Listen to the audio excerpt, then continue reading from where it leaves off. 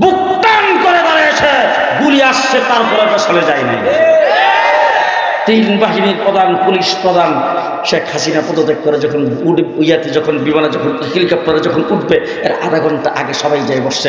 শেখ হাসিনা তাদেরকে ধমকানি শুরু করছেন, তোমাকে তৃণমূল থেকে উঠে আসছি, তুমি 3 জনের পেছনে ছিলা, তুমি 5 জনের পেছনে ছিলা, তোমাকে আমি আগে বাড়াইয়া তারপরে পুলিশ প্রধান বানাইছি, বিভাগের প্রধান বানাইছি, এত সুযোগ সুবিধা তোমাদেরকে দিছি, এখন আমার কাছে কেন আসবে? তোমরা সব ঠেকাও। পুলিশের প্রধান কেউ কথা বলে না। পুলিশের প্রধান ডাক দিয়ে, এখন ম্যাডাম ঠেকাবো তো ঠিকই, কিন্তু গুলিটা যখন করবো, যার গায়ে গুলি লাগবে হে নিচে পড়বে, আর এর পাশে যেটা আছে পেছনে যাবে না, সামনের দিকে যাবে। এইভাবে যখন ছাত্র জনতা সব মিল্লা মাথার রাস্তায় যখন নেমে গেছে, এখন মাঝখান দিয়ে একটা কথা আপনাদের জিজ্ঞেস করতে চাই। আমরা মলিশার মানুষ, কাঠ মোল্লা, মোল্লার দূর মসজিদ পর্যন্ত, আমরা কি চাকরির দরকার? আমরা চাকরির দরকার কোনো সময় করি না। কথা কয় না। আমাদের আল্লাহ মাহমুদ শফি রহমতুল্লাহ আলাইহি যখন সনদের স্বীকৃতি নেয়, তখন তিনি পরিষ্কার বলছেন, সাক্ষাতে বলছেন, লিখিতভাবে বলছেন, বরাদ্দ চাই না, টাকা চাই না, অফিস চাই না, ম্যান পাওয়ার চাই না, আপনাদের কোনো সাহায্য সহযোগিতা চাই না, শুধু আমাদের অধিকার চাই। বাংলাদেশের সংবিধানে লেখা থাকবে, মাদ্রাসায় যারা পড়ে তারাও শিক্ষিত, শুধু এই অধিকারটা চাই। তাহলে আমরা তোমাদের চাকরি চাই না বলেই সনদের স্বীকৃতি নিছি। আমাদের তো চাকরির দরকার নাই, কোটার দরকার নাই। কোটার দরকার হলো স্কুল কলেজের ছাত্রদের। তারা যখন মাঠে নাইমা যখন জীবন দিতে শুরু করলো, পেশিষ্ট সরকারের পুলিশ বাহিনী যখন নির্বিচারে গুলি চালাইলো, আমার মাদ্রাসার ছাত্ররা একজনে ঘরে বসে থাকে নাই, রাস্তায় নেমে 84 জন জীবন দিয়েছেন। জীবন দিয়ে আজকে আমরা এই দেশকে নতুনভাবে গত 5 আগস্টে স্বাধীন করেছি। এবার আমাদের প্রথম দাবি হলো সংবিধান সংস্কার করার জন্য আপনি কমিশন গঠন করবেন। একটা মৌলবীরও রাখলেন না। ঘুমাই গেছে না তারা? আমি যদি কইল আমার লোকমান মাজার হিসাব মানবে কিনা জানি না। আমরা এতদিন ছাগলের 3 বাচ্চা হয়েছিলাম, 3 নম্বর বাচ্চা থাকতে রাজি না। জি, আজকে সংবিধান প্রণয়নের জন্য যে কমিশন গঠন করেছেন, সেই কমিশনে আলেমকে সম্পৃক্ত করতে হবে। সর্বপ্রথম আল্লাহর উপর পূর্ণ আস্থা ও বিশ্বাস সংবিধান স্থাপন করতে হবে। রাজি থাকতে হাত তুলে দেখা।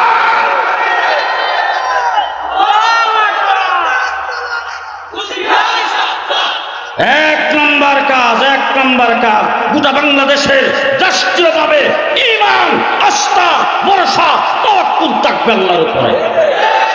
কার উপরে? আঙ্গুলুচা করেন। কার উপরে? যারা বলেন কার উপরে? আল্লাহর উপরে। এতদিন 15 বছর পর্যন্ত লোকমান মাঝহারি সাহেব, জুনায়েদ আল হাবিব সাহেব, মুফতি বশিরুল্লাহ সাহেব, আপনারা যারা এখানে আলিম ওলামায়ে কেরামের ভক্ত, আপনাদের ব্যক্তিগতভাবে আল্লাহর উপর আস্থা এবং ঈমান ছিল, রাষ্ট্রীয়ভাবে ছিল না। রাষ্ট্রের থেকে সেটাকে খতম করে দেওয়া হয়েছিল। ঠিক না? ঠিক। হুজুরের 2 নম্বরে একটা কথা মনে সুবিধা করে বলবো যে সব করে লাগে নাকি দেওয়া দিতে না পারবে। আমি এখন একটা কথা জিজ্ঞেস করতে চাই, আপনাদের এই মাদ্রাসায় যারা পড়ে এরা তো উজুর ফরজ জানে, গোসলের ফরজ, এগুলি আমরা এখানে শিখাই। কথা বুঝেন না কারবার? শুধু বাচ্চা মাদ্রাসায় ভর্তি সে মুসলমানই করাইছে না। সেই বাচ্চাটাও কিন্তু যখন এস্তেঞ্জা করতে যায়, দিলাকুলু মাদ্রাসার জন্য বাধ্যতামূলক। আমরা এগুলি শিখাইতে, এখানে নবীর সুন্নত শিখে, ওয়াজিব শিখে, ফরজ শিখে, মুস্তাহাব শিখে, সমস্ত আমল আখলাক শিখে, দোয়া কালাম সব মুখস্থ করে। আচ্ছা, একজনের 5টা ছেলে একটা দিচ্ছে মাদ্রাসায়, এই ছেলেরা হাফেজ এসে মাথায় পাগড়ি পেয়ে গেছে, মাশাআল্লাহ, হে উজু গোসল পাক মুপাক হালাল হারাম সব জানে। হের যে আরেক ভাই আব্দুর রহিম, হিজারে ভর্তি করছে স্কুলে। বাকি ওয়াজটা আপনারা কেমন তো হে এক বাপের ঘরে জন্ম হয়েছে, মুসলমানের ঘরে, যেটার স্কুলে ভর্তি হয়েছে হিটার লাগে উজুর ফরজের দরকার নাই তো। এর উজুর ফরজের দরকার, গোসলের ফরজ না জানলেও হালাল হারাম তো জানার দরকারই নাই। হ্যাঁ, পাক না পাক জানার দরকার, আসতে দরকার। যদি দরকার হয়ে থাকে, আরেকটা প্রশ্ন আপনাদের করতে চাই। এই যে লোকমান মাঝহারি সাহেব দামাত বারাকাতুহু বাবা, ওনার আব্বা মাজহারুল ইসলাম সাহেব রহমতুল্লাহি আলাইহি, এই যে বাগান এখানে লাগিয়ে গেলেন, ওনারা যে মেহনত করতেছে, আপনাদের এই গ্রামের এই মাদ্রাসায় কয়জন পড়ে?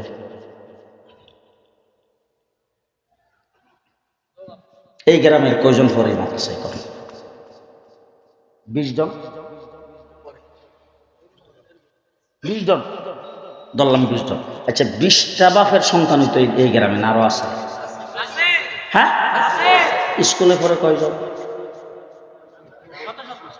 শত শত, হাজার হাজার, কথা কয় না? এবার একটা দৃষ্টান্ত স্বরূপ বলতে চাই। গত রমজানের আগে আমার অল বাংলাদেশের কওমি মাদ্রাসার ছোট খাটো যত বুট আছে সব বুট মিলে একটা বুট হয়েছে হাইয়াতুল উলিয়া। এটার অধীনে দাওরে হাদিসের পরীক্ষা হয়েছে, ছাত্র ছাত্রী মিলাইয়া 32,000। কয় হাজার? 32,000। একই টাইমে মৃত্তিক পরীক্ষা হয়েছে 20 লাখ। কুড়িহানেকের বেশ কম। শতেকে? আপনারা আমার কথা বুঝতে আছেন না? মানে তাহলে 20 লাখ যারা মৃত্তিক পরীক্ষা দিল তাদের জন্য দিন শিক্ষা করা দরকার আছে না? এবার মাওলানা লোকমান মাঝহারি সাহেব উচ্চ ফতোয়া দাও, 20 লাখ যারা মেট্রিক পরীক্ষা দিয়েছো তোমাদের এখানে উজু শিখার ব্যবস্থা নাই, গোসল শিখার ব্যবস্থা নাই, হালাল হারাম শিখার ব্যবস্থা নাই। আগামীকাল থেকে তোমরা মুসলমানের সন্তান হয়ে থাকলে স্কুলে যাওয়া হারাম, যাওয়া যাবে না, সেখানে দিন নাই, সবাই মাদ্রাসায় ভর্তি হইবা। এই ফতোয়াটা যদি উনি দেয় তো উনি তো বড় বাপের খোলা, ওনার আল্লাহ পাক টাকা পয়সা ধনে জনে সব কিছু দিচ্ছে, আবার দান মন্দির প্রতি যে কোনো একজনকে বলে দিলে এই জায়গাটা পুরোটা বিল্ডিং করে দিয়ে দিব, উনি সবাই আসলে ভর্তি করে নিয়ে আসবেন, বড় ডেকটা ভাগ করবেন, খাওয়া শুরু করবেন। আমি কিন্তু মানে ফজর হওয়ার আগে ওনার ঘোষণা শুনলে বাঁকবো, তার কারণে আমার মাদ্রাসায় এত জায়গা দিবেন করব, কথা কয় না? 2 নম্বর হইল যাদের বেলা ঘোষণা দিব সব স্কুলে না যেয়ে মাদ্রাসায় আইব, আসতে কথা আসবে মাদ্রাসায়। 3 নম্বর হইল আমি যে একজন মানুষ, আমি যদি অসুস্থ হই আমার কার কাছে যাইতে হবে? লোকমান মাঝহারি সাহেব ডাক্তারের কাছে যাইতে হবে। জি, আমার যে কিছুদিন আগে জেলে গেলাম, জেলে রইলাম, কেস হইল, আমি কেস করার জন্য কি লোকমান মাঝহারি সাহেব নিয়ে গেছি না উকিল? এবার আমার মাদ্রাসার বিল্ডিং করবো, আমি কি লোকমান মাঝহারি সাহেব দিয়ে বিল্ডিং এর ড্রয়িং করেছেন ইঞ্জিনিয়ার?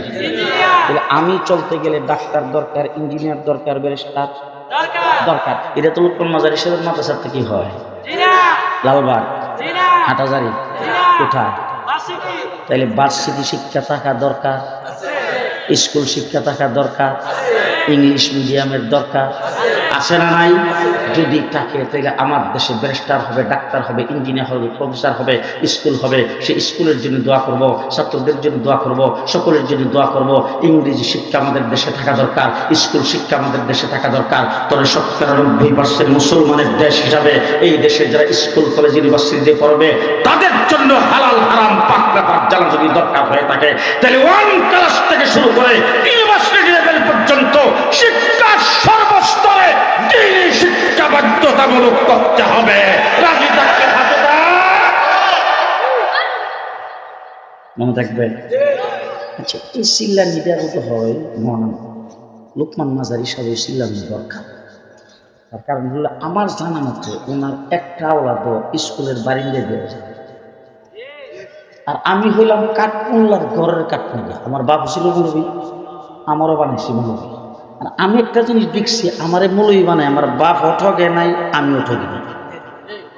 আমি যখন ঠকছি না, আমার বাপও যখন ঠকছে না, আমার ঘরে বাচ্চা খেতে হলে হ্যাঁ মৌলবী বানাইলে আমি ঠকবো। হ্যাঁ, এই জন্য আমার ছেলে মেয়ে জিজ্ঞাসার পর যখন নাতি নাতি রয়েছে সব দিনে জমায় করছি, সাবধান আমার বংশের আমার নসলের তো স্কুলের বাড়িতে যাবো না, সব কাঠমোল্লা। আমি কাঠমোল্লা হয়ে আমি এখন স্কুলের পড়ার ব্যাপারে আমি কি লেগেছিলাম, কি দরকার? আপনাদের যাদের সন্তান স্কুলে পড়ে আপনাদের চিল্লানো দরকার, আপনারা তাদের বইগুলি দেখা দরকার। বইয়ের মধ্যে যদি রামায়ণের ছবি থাকে আপনি সেই বইয়ের পাতা সিরা মাস্টারের মাঠ বরাবর ফেলাই দেন আর বলেন, এই বেটা আমার ছেলে মুসলমান, জন্মের পর আমি ডান কানা জানার বাম কানা একমত দিছি, রামায়ণের ইচ্ছা পড়ার জন্য দেয় নাই। আপনাদের বলা দরকার আছে না? সুতরাং স্কুল কলেজ ইউনিভার্সিটির সর্বস্তরে দ্বীনি শিক্ষা যদি চালু করতে হয়, শতকরা 92% মুসলমানের দেশ হিসাবে আজকের অন্তর্বর্তীকালীন সরকারের প্রধান ডক্টর ইউনূস সাহেব, আপনাকে একটু মেহরবানি করে বলতে চাই, আপনি আমাদের লোক, আপনি যখন এখানে বসছেন চেয়ারে, আপনার জন্য আমরা দোয়া জীবন করতেছি, সহযোগিতা করি। বাংলাদেশের বিচারপতিদেরকে দিয়ে কু করতে চাইছে, আমরা নস্যাৎ করে দিয়েছি। আনসারদেরকে দিয়ে কু করতে চাইছে, আমরা নস্যাৎ করে দিয়েছি। বাঁধ খুলে দিয়ে, পানি দিয়ে, ফেনী, কুমিল্লা, নোয়াখালী এই সমস্ত অঞ্চলটাকে ভাসায়া দুর্ভিক্ষ সৃষ্টি করতে চেয়েছে। আমাদের প্রত্যেকটা মাদ্রাসার ছাত্র, শিক্ষক, আইম্মায়ে মাসাজিদ পানিবন্দী মানুষের কাছে যে সর্বপ্রথম আমরা দাঁড়িয়েছি।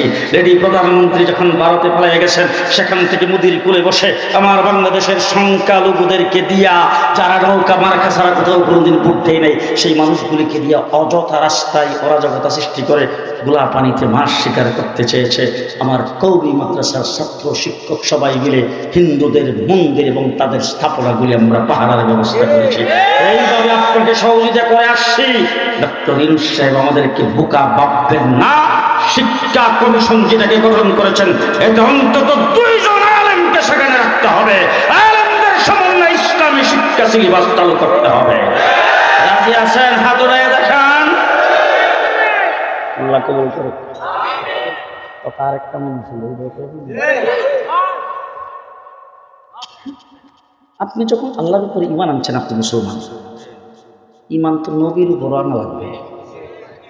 আমানতু বিল্লাহি ওয়া মালাইকাতিহি ওয়া কুতুবিহি ওয়া রুসুলিহি ওয়াল ইয়াউমিল আখিরি ওয়াল কদরি খাইরিহি ওয়া শাররিহি মিনাল্লাহি তাআলা ওয়াল বাসি বাদাল মউত। এটা হলো ঈমান, ঠিক না? নবীর উপর যে আপনি ঈমান আনবেন, আমাদের নবী কয় নম্বর নবী? শেষ করি। আমাদের নবীর পরে আর কোনো নবী নাই। 2 নম্বর হইল, যত নবী আল্লাহ দুনিয়াতে পাঠাইছে সমস্ত নবী বেগুনা মাসুম। বলেন বলেন বলেন বলেন, সব নবী বেগুনা মাসুম। আল্লাহ পাক ঘোষণা দিচ্ছে, কোন গুনাহগারকে আল্লাহ নবুয়ত দেয়নি, কোন গুনাহগারকে আল্লাহ নবুয়ত দেয় নাই। নবী গুনাহ করতে পারে না, নবী গুনাহগার হয় না, নবী গুনাহ করতে পারে না, নবীর দ্বারা গুনাহ হয় না। এই কথার মধ্যে আপনারা একমত তো? এটা আমাদের ঈমান, ঠিক না ঠিক? নবী বেগুনা মাসুম। দৃষ্টান্তস্বরূপ বলতে চাই, আপনি আমার ঘরে মাসুম আছে তো? ছোট বাচ্চারে কি কর? এ গত কয়েকদিন আগে আমার বাসায় বিদেশি মেহমান এসে, মেহমান নিয়ে খাইতে বসছি, আমার এক নাতি দাদা গো কইরা দৌড়া যায়, হে পিলি সুদ্ধা লইয়া পানিও ফালাইছে, গেলাসও ফালাইছে, ফিল্ডে যা আসুন সব ফালাই দিছে। আচ্ছা, এখন আমি আমার নাতিরে ধরে মারি শুরু করছি তো, আমি হেরে টান্দা কোলে নেওয়ার আগে মেহমানে টান্দা কোলে নিয়ে হেরে সুমা টুমা দিয়া, ইয়ে আপনার নাতি হ্যাঁ आपका नाम आशा है उठिए। तो ये बसाইছে, এরপরে এগুলো পেটে নিয়ে আবার দিলে, হের উপরে রাগও করলাম না, হেরে বিচারও করলাম না। কি কারণ? হ্যাঁ, এটা কোনো অন্যায় না, কথা কয় না। গ্লাস ভাঙিয়ে ফেললো, পানি ফালাইয়া দিল, কি কারণ? কি কারণ? নবীও বেগুনা মাসুম। তোমার ঘরের মাসুম যদি গ্লাস করতে ভেঙে ফেলা, এটার মধ্যে অন্যায় নেই। নবী কিছু করলে অন্যায়, উঠাই লইব বাইরে মরবার আগেও। 2 নম্বর কথা বলতে চাই, আপনাদের মধ্যে শিক্ষিত অনেক লোকজন বলতে পারেন, হুজুর আল্লাহ পাক হযরত আদম আলাইহিস সালামকে বলছিল না, লা তাকরাবা হাযিহি শাজারা ফাতাকুনা মিনাজ জালিমিন। আল্লাহ পাক বলছিল, এই গাছের কিনারেও যাও না, তুমি গাছের ফল খাও না। হযরত আদম আলাইহিস সালাম আল্লাহর কথা অমান্য করে ফল খাইছে, যায় আদম আলাইহিস সালাম গুনাহ করে নাই। আমি আপনাদের জিজ্ঞেস করতে চাই, গুনাহ এবং নেক এই দুইটার জায়গা কি দুনিয়া না জান্নাত?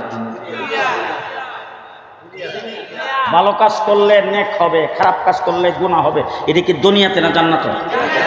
জি, জান্নাতের মধ্যে গুনাহও নাই, নেকও নাই। আপনি যখন দুনিয়ার থেকে চলে যাবেন, শেষ নিঃশ্বাস ত্যাগ করবেন, হাদিসের মধ্যে আসছে ইনকাতা আমালুহু, তোমার সমস্ত আমল বন্ধ হয়ে যাবে। ঠিক কিনা বলেন? এই যে হযরত আদম আলাইহিস সালাম যে গন্ধম দেখাইছিল, কোন ঢাকায় বইয়া, কুমিল্লা, কোন জায়গায়? জান্নাতে বই আদম আলাইহিস সালাম গন্ধম খাইছে, আদম আলাইহিস সালাম গুনাহ করছে। জান্নাত গুনার জায়গা বাইরে হতে এবার কাম হাইরে খুদারি। নবী গুনাহ করতে পারে না। আর আমাদের নবী মুহাম্মদুর রাসূলুল্লাহ সাল্লাল্লাহু আলাইহি ওয়াসাল্লাম সাইয়্যিদুল মুরসালিন। যত নবী আদম আলাইহিস সালাম থেকে ঈসা আলাইহিস সালাম পর্যন্ত সমস্ত নবীকে আল্লাহ তাবারক ওয়া তাআলা সাধারণ জান্নাতের মাটি দিয়ে বানাইছে। আমার আপনার নবীকে আল্লাহ জান্নাতুল ফেরদাউসের মাটি দিয়ে বানাইছে। সুবহানাল্লাহ জোরে কও। আমাদের একজন মাওলানা সাদ সাহেব তিনি বলছেন মুহাম্মদুর রাসূলুল্লাহ সাল্লাল্লাহু আলাইহি সাল্লাম যতগুলি বিয়ে করেছেন সব বিয়ার কুলিমা তিনি হিজুরের দ্বারা করেছেন। হযরত জৈনব রাদিয়াল্লাহু তাআলা আনহুকে বিয়ে করার সময় তিনি রুকিয়ার গোশতের দ্বারা কুলিমা করে তিনি ভুল করেছেন। একটু দেখবেন নাউজুবিল্লাহ কেউ না কইলে হ্যাঁ তাতি দলের লোক। জোরে জোরে নাউজুবিল্লাহ জোরে। রাসূল সাল্লাল্লাহু আলাইহি ওয়াসাল্লাম ভুল করছেন। হযরত মুসা আলাইহিস সালাম আল্লাহর সঙ্গে কথাবার্তা বলতে গেছে তৌরাত কিতাব আনতে, সেখানে যায় 30 দিনের জায়গার মধ্যে 40 দিন আল্লাহর হুকুমে রইছে। এইটা উনি ক্ষমার অযোগ্য ভুল করছেন, যার কারণে আল্লাহর 5,54,000 উম্মত গুম রয়ে গেছে। নাউজুবিল্লাহ জোরে কও। শেষ শুধু একটা কথা কম, লুকমান মাজারি সাহেবের মাদ্রাসায় লোকজন যায়, আমার মাদ্রাসায় লোকজন যায়, বশিরুল্লাহ সাহেবের মাদ্রাসায় লোকজন যায়। বাপ মারা গেছে, মা মারা গেছে, যাই যে হুজুর আমার আব্বা মারা গেছে, আমার আম্মা মারা গেছে, হুজুর 10,000 টাকা ধরেন, হুজুর এই 15,000 টাকা ধরেন, হুজুর 5,000 টাকা ধরেন, মাদ্রাসার লেগে রাখেন, আর হুজুর 1 খতম 2 খতম কোরআন শরীফ করে এসেছেন, সব দোয়া করে দেন আল্লাহ যেন বাবার কবর আযাব মাফ করে দেয়। তাই এখন লুকমান সাহেব জিজ্ঞেস করেন তো কোরআন শরীফ খতম করার সবচাইতে মানে নির্ভরযোগ্য জায়গা হলো আমাদের মাদ্রাসায় হেফজখানা। হেফজখানার হাবিব সাহেব ডাইকে নিয়ে বলে হাবিব সাহেব এখন ছাত্রদের কী করেছে, হুজুর ছাত্ররা তো এখন 9টা বেজে গেছে, একটু ধরে ছুটি। আচ্ছা ঠিক আছে, আধা ঘন্টা পরে ছুটি দেন, ছাত্রদের মধ্যে বাক করে দেন, 2 খতম কোরআন শরীফ পড়তে হইব। হেফজখানার হাবিব সাহেব কোরআন শরীফ নিয়ে তারপরে ছাত্রদের মধ্যে বাক করে ছাত্রদের যেখানে মুখস্থ আছে সব ছাত্রদের বাক করে দিয়ে দিছে। আধা ঘন্টার ভিতরে 2 খতম কোরআন শরীফ হয়ে গেছে। এখন মাদ্রাসার ছাত্র ছোট ছোট যারা হেফজখানার ছাত্র যারা কোরআন শরীফ খতম করলো, আজকে যাদের মাথায় পাগড়ি পরাইয়া দিলাম, 30 পারা কোরআন তারা মুখস্থ করে ফেলেছেন। আর 30 পারা কোরআন পড়িয়া তারা যদি ফু দেয়, তারা যদি দোয়া করে, তাহলে কবর আযাব মাফ হয়ে যাবে, সে আশা ভরসা আপনারা করেন। এখন আমি জিজ্ঞেস করতে চাই যাদের মাথায় পাগড়ি পরাইছি এদের হেদারে না খাড়া করো তো দেখি ফ্যানের মধ্যে বুম মারো, বিসমিল্লাহর অর্থ বাইরেও কিনা এরা ফেড বুম মারলে বিসমিল্লাহর অর্থ বাইরিব কথা কই না দিয়ে ফেডের মধ্যে বুম মারলে বিসমিল্লাহর অর্থ বের হবে না। মাওলানা সাদ সাহেব বলছেন কোরআন শরীফ না বুঝে পড়লে ওয়াজিব তরকের গুনাহ, না বুঝে পড়লে কোনো লাভ নেই। আমার রাসূল সাল্লাল্লাহু আলাইহি সাল্লাম বলছেন 1 করে 10টা নেক। হুজুর একটা সাল্লাম এই কথা বলার পরে বোধহয় হুজুর মনে মনে চিন্তা করছেন বলে যে ফেললাম, মানে আমার উম্মত যদি আবার কথা মনে করে আলিফ লাম মিম 3 অক্ষর একসাথে লেখা, একসাথে টান দিয়ে পড়লে বোধহয় 3টা মিলাইয়া একটা আল্লাহ রাসূল সাল্লাল্লাহু আলাইহি সাল্লাম কি সুন্দরভাবে ভাগ করে দিয়েছেন। আলিফ হারফুন, লাম হারফুন, মিম হারফুন, আলিফ 1 হরফ, লাম 1 হরফ, মিম 1 হরফ, 3টা পড়বা 30টা নেক পাইবা। এবার আমি জিজ্ঞেস করতে চাই যতগুলি তাফসীরি কিতাব আছে মুফাসসিরে কোরআন মাওলানা লুকমান মাযহারি সাহেব জিজ্ঞেস করে দেখেন সব তাফসীরি কিতাবে আলিফ লাম মিম হা মিম এই অক্ষরগুলি যেখানে লেখা আছে সব জায়গায় অর্থের মধ্যে তাফসীরে লেখা আছে আল্লাহু আলাম। এটার অর্থ কেনা জানে? আলিফ লাম মিমের অর্থ একমাত্র আল্লাহ জানে, দুনিয়ার কোনো মানুষ জানে না। নবী কইতেছে আর সেই নবী বলতেছে আলিফ হারফুন লাম হারফুন মিম হারফুন 3 অক্ষর 30টা নেক পাইবা। আর মাওলানা সাহেব বলে অর্থ না বুঝে বললাম।